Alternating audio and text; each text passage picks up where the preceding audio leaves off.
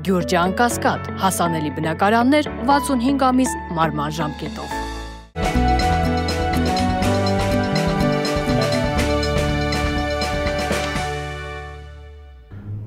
Բարև ձեզ, Փաստինֆո եթերում շարունակում ենք հետևել միջազգային իրադրությանը։ Ուկրաինական հարցում լարվածությունը շարունակում է պահպանվել։ Սրան զուգահեռ ըստ եվրոպական փորձագետների եւ լրատվամիջոցների Ռուսաստանը ակտիվորեն քայլեր է ձեռնարկում Զապորոժիայի ատոմակայանը սեփական էներգետիկ համակարգին միացնելու համար։ Դրա համար օգտագործվելու է Մարիուպոլի էներգետիկ հնարավորությունները։ Սա զուտ նորություն չէ, սա բավականին լուրջ հետևանքներ կարող է ունենալ ողջ Եվրոպայի համար։ Քանզի Միացյալ Նահանգների ցանկությունը վերցնել Զապորոժիայի ատոմակայանը իր վերահսկողության տակ զուտ մարդասիրական ցանկություն չէր։ Զապորոժիայի ատոմակայանը խոշորագույններից մեկն է Եվրոպայում եւ հնարավորություն ունի ողջ Եվրոպային էներգիայով ապահովել։ Հետևաբար Ռուսաստանը այս քայլով ցույց է տալիս, որ ոչ միայն չի զիջում Զապորոժիայի ատոմակայանը, այլ նաեւ միացնելով սեփական էներգետիկ համակարգին քայլեր է ձեռնարկելու մյուս ատոմակայանների նկատմամբ եւս վերահսկողություն իրականացնելու համար։ Իսկ Թրամփի այս քաղաքականությունը խաղաղասիրական նկատառումներից ելնելով վերցնել Զապորոժիայի ատոմակայանը տեր կանգնել այդ հսկային ըստ էության տապալվեցին։ Ռուսաստանը ցույց է տալիս, որ այո, բանակցություններ, այո, երկու պետությունների միջև եւ երկու պետությունների ղեկավարների միջև կարծես թե բարիդրացիական նորմալ հարաբերություններ են սկսում հաստատվել, բայց կողմերից յուրաքանչյուրը առաջնորդվելու իր շահով։ Իսկ սա եւս մեկ անգամ փաստում է, որ այն նպատակները, որոնք դրվել է ռուսական ղեկավարության կողմից իրենց արժեվ հատուկ ռազմական գործողություններ սկսելուց առաջ, կարծես թե միջև վերջ առաջ է տարվելու։ Սա ուղիղ ազդակ է եւ Թրամփին եւ Եվրոպական միությանը, որ եթե ցանկանում են Ռուսաստանի հետ ունենալ նորմալ հարաբերություններ, այդ թվում նաեւ սեփական էներգետիկ անվտանգություն ապահովելու համար, ապա պետք է նստել բանակցությունների սեղանի շուրջ։ Իսկ Եվրոպական միության եւ նաեւ Միացյալ Նահանգների որոշումը Ուկրաինային հատկացնել անսահմանափակ քանակությամբ հրթիռներ եւ չսահմանափակել նրանց կիրառումը նշանակում է, որ Եվրոպան Միացյալ Նահանգների հետ միասին ըստ էության վաբանկ են գնում։ Խոսքը եւ գերմանական Տաուրուս հրթիռների մասին է, եւ բրիտանական Storm Shadow հրթիռների մասին է, եւ նաեւ Միացյալ Նահանգների կողմից արտադրվող հրթիռների մասին է, որոնց հեռավորությունը մինչեւ 500 կիլոմետր է։ Թույլատրելով Ուկրաինային հարվածներ հասնել Ռուսաստանի խորքերին, ըստ էության Ռուսաստանին նաեւ կարմիր քարտ ցույց տալով միաժամանակ նաեւ կանաչ քարտ են տալիս, որպեսզի Ռուսաստանն իր հերթին հարվածներ հասցնի Ուկրաինային։ Այն, որ Մոսկվային մեղադրում են, թե Կիևի նկատմամբ անհամաչափ ուժ է կիրառվում, ըստ էության սա ոչ թե անհամաչափ ուժ է, այլ պատասխան երկու պետություններն էլ իրար հարվածում են։ Ուկրաինան եւս բավականին ծանր հարվածներ է հասցնում Ռուսաստանի խորքերը եւ էներգետիկ ենթակառուցվածքներին եւ մայրաքաղաք Մոսկվային, հետեւաբար այս ամենը տեղավորվում է պատերազմ է եւ այդպես էլ պետք է լինի տրամաբանության մեջ։ Իսկ Զապորոժիայի ատոմակայանը, կրկնում եմ, բավականին լուրջ ռազմավարական եւ մարտավարական նշանակություն ունի եւ Ուկրաինայի եւ Միացյալ Նահանգների եւ Ռուսաստանի եւ Եվրոպական միության համար եւ վերցնելով Զապորոժիայի ատոմակայանի ամբողջական վերահսկողությունը Ռուսաստանը լուրջ քայլ է կատարում էներգետիկ անվտանգություն, իր էներգետիկ անվտանգության ապահովման եւ Եվրոպային իրենից էներգետիկ կախվածության մեջ գցելու համար։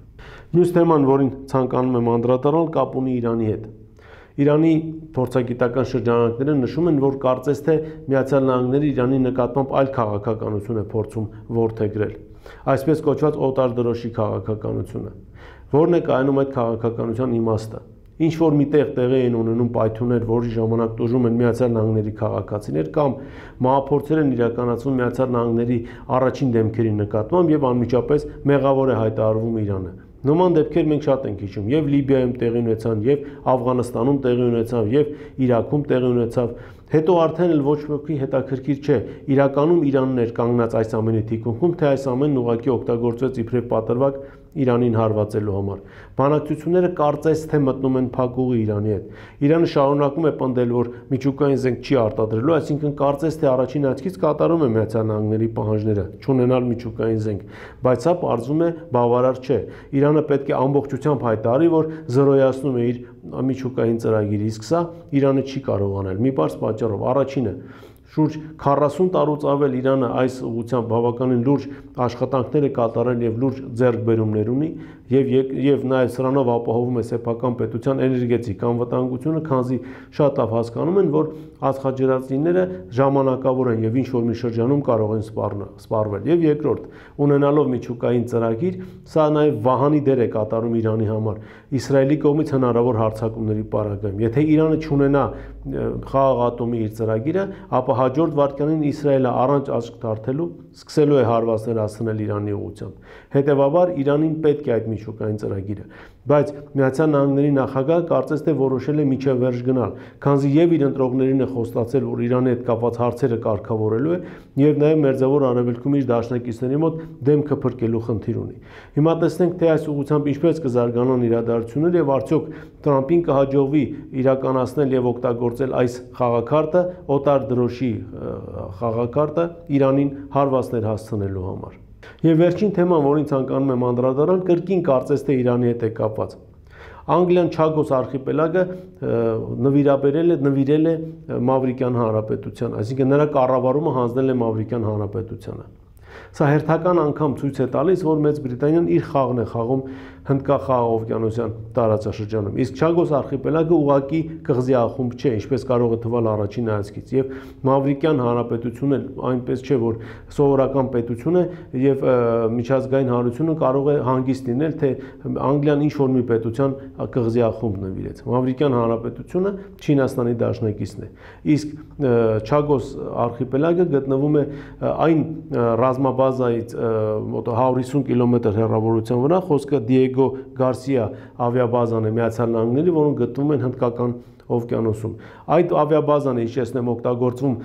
Միացյալ Նահանգների կողմից Մերձավոր Արևելքում ռազմական օպերացիաներ իրականացնելու համար, քանզի Մերձավոր Արևելյան իր բազաները արդեն չեն կարողանում ապահովել Միացյալ Նահանգների ցանկությունները։ Մի պարզ պատճառով այդ պետությունները Մերձավոր Արևելքի շատ ժամանակ հրաժարվում են իրենց տարածքները տրամադրել Միացյալ Նահանգների ռազմաօդային ուժերին, նաև Իրանի նկատմամբ հնարավոր հարվածներից վախենալով։ Եվ հիմա Դիեգո Գարսիան է հայտնվում Մավրիկյան Հանրապետության հսկողության տակ, այն առումով, որ այն գտնվում է Չագոս արխիպելագից ընդամենը 125 կիլոմետր հեռավորության վրա։ Հիշեցնեմ, որ Մավրիկյան Հանրապետությունը Չինաստանի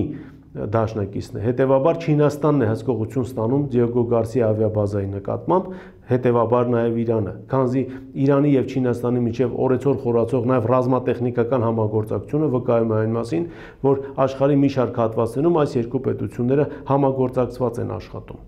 Սա Թրամփի համար բավականին լուրջ անակնկալ էր իր դաշնակից Մեծ Բրիտանիայի կողմից։ Դիեգո Գարսիայի ուղիղ հարվածի տակ լինելը նշանակում է, որ Իրանի նկատմամբ հարվածները կարող են հետաձգվել։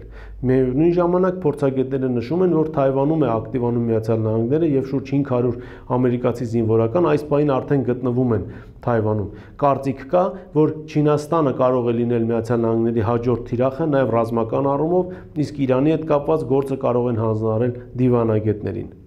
Այսինքն ստացվում է, որ Իրանից չկարողանալով որևէ բան ստանալ եւ որևէ խոստում միջուկային ծրագիրը չեզոքացնելու հետ կապված եւ նաեւ հասկանալով, որ չի կարողանում ուղիղ հարվածներ հասցնել Իրանին, Միացյալ Նահանգները թեքում է իր սլաքը դեպի Չինաստան, Թայվանում ուժեղացնելով իր ռազմական ներկայացվածությունը։ Թե ինչ իրադարձություններ կծավալվեն առաջիկայում մենք կտեսնենք, այսօր այսքանն է, շնորհակալություն, կհանդիպենք եթերում։